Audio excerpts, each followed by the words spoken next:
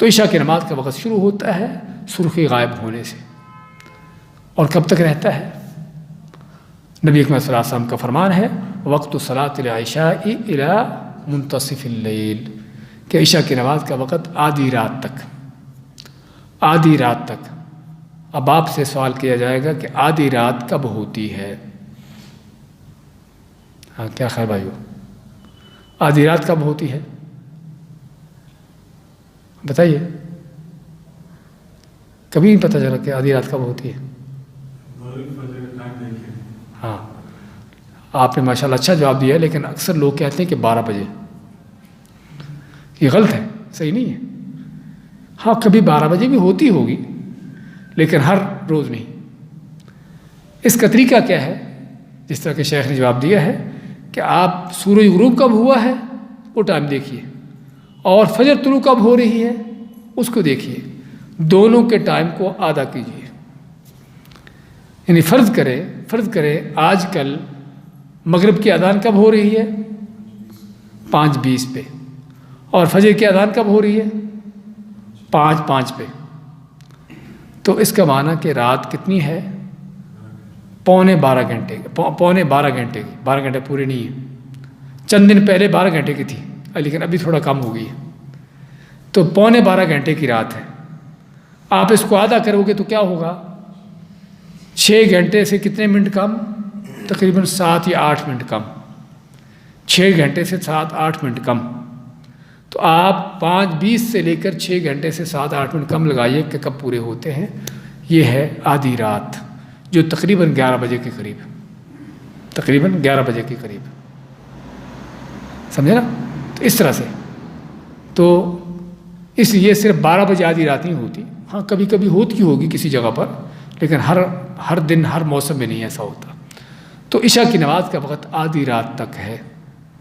یعنی فرض کرے اگر آپ کسی وقت کسی وجہ سے عشاء کی نماز جماعت سے نہ پڑھ سکے، عشاء کی نماز کو جلدی نہ پڑھ سکے، تو آپ کو اجازت ہے کہ آدھی رات سے پہلے پڑھ سکتے ہیں، آدھی رات سے پہلے پڑھ سکتے ہیں۔ اور بلکہ عشاء کی نماز میں سنت ہے کہ اگر سبھی لوگ مل کر، یعنی کہ آپ اکیلے الگ سے، اگر سبھی لوگ اس بات پر اتفاق کریں کہ ہم عشاء کی نماز لیٹ کریں گے تو اچھا ہے۔ نبی اکرم صلی اللہ علیہ وسلم ایک دن مسجد میں آئے اور کافی لیٹ آئے عشاء کی نماز کے لیے، حتیٰ کہ لوگ سو رہے تھے بیٹھے بیٹھے۔ تو عمر فاروق نے پھر آواز دی، تو آپ گھر سے نکلے اور فرمایا کہ عشاء کی نماز کا وقت اصل یہی ہے۔ اور کب تھا؟ اس وقت رات کا تیسرا حصہ گزر چکا۔ رات کا تیسرا حصہ گزرنے کا معنی کہ اگر 12 گھنٹے کی رات ہے تو سورج غروب ہوئے 4 گھنٹے ہو چکے تھے، سورج غروب ہوئے 4 گھنٹے ہو چکے تھے۔ تو یہ رات کا تیسرا حصہ گزرنے کا معنی۔ تو اس وقت آپ نے نماز پڑھائی عشاء کی، اور آپ میں کہ عشاء کی نماز کا افضل وقت یہی ہے، لیکن لوگوں کو چونکہ مشکل ہوتی ہے اتنی دیر ٹھہرنا، جاگنا، انتظار کرنا، تو آپ پھر جلدی پڑھا دیتے، جیسے وقت اس کا شروع ہوتا اس کے فوراً بعد پڑھا دیتے۔ لیکن اگر سبھی لوگ اس پر اتفاق کر لیں بھی ہم فرض کرو کہ رات کا تہائی حصہ کب ہوتا ہے؟ 10 بجے، فرض کرو کہ 10 بجے ہوتا ہے یا 9 بجے ہوتا ہے، کہ ہم 9 بجے عشاء کی نماز پڑھا کریں گے تو اچھی بات ہے۔ لیکن یہ سبھی اگر مل کر ہو، یہ نہیں کہ آپ الگ سے اکیلے پڑھے، اصل یہ ہے کہ آپ جماعت کے ساتھ مل کے نماز پڑھیں۔ تو عشاء کی نماز کا وقت شروع ہوتا ہے سرخی غائب ہونے سے، اور رہتا کب تک ہے؟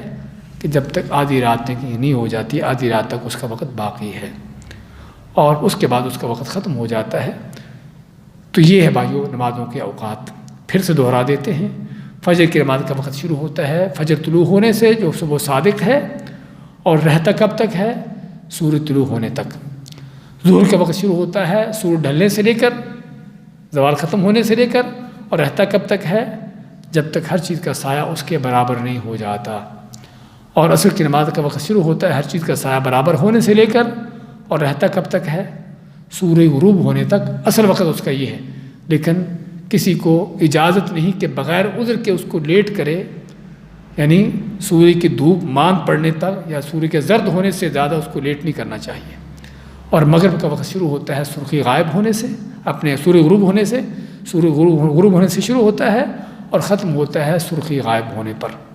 اور عشاء کا وقت شروع ہوتا ہے سرخی غائب ہونے سے اور ختم ہوتا ہے آدھی رات کو۔ تو یہ ہے وہ اوقات جو خود نبی کریم علیہ السلام کو جبرائیل علیہ السلام نے سکھائے اور بتائے۔ تو ہمیں ان وقتوں کا علم ہونا چاہیے تاکہ ہم کہیں بھی ہوں، اکیلے بھی ہوں، تب بھی ہم کو پتہ ہو کہ نماز کا وقت کب شروع ہوتا ہے کب ختم ہوتا ہے، اور تاکہ ہم نمازوں کو ان اوقات میں پڑھ سکیں. کیونکہ نمازوں کو، اور ہم نے ابھی ذکر کس چیز کا کر رہے ہیں؟ نماز کی شرطوں کا. شرط ہونے کا معنی کیا ہے کہ اگر آپ بلا وجہ بغیر عذر کے وقت نکال دیتے ہیں تو آپ کی نماز نہیں ہوگی. جس طرح اگر بغیر وضو کے نماز پڑھتے ہیں تو وضو نماز نہیں ہوگی، ایسے ہی بغیر عذر کے وقت نکال دیا تو آپ کی نماز نہیں ہوگی. تو اس لیے ان اوقات کا جاننا ضروری ہے تاکہ ہم نمازوں کو اللہ تعالیٰ کے مقررہ اوقات میں ادا کر سکیں. اللہ سے دعا ہے کہ اللہ تعالیٰ ہمیں دین کی سمجھ عطا فرمائے اور دین کو سمجھ سیکھ کر اس پر عمل پیرا ہونے کی توفیق دے. بارک اللہ فیکم و جزاکم اللہ خیر. اللہ تعالیٰ بھائیوں کا بیٹھنا قبول فرمائے اور آپ کا آنا قبول فرمائے، اور ہم نے جو کہا اور سنا ہے اس پر عمل پیرا ہونے کی توفیق دے. جزاکم اللہ خیر.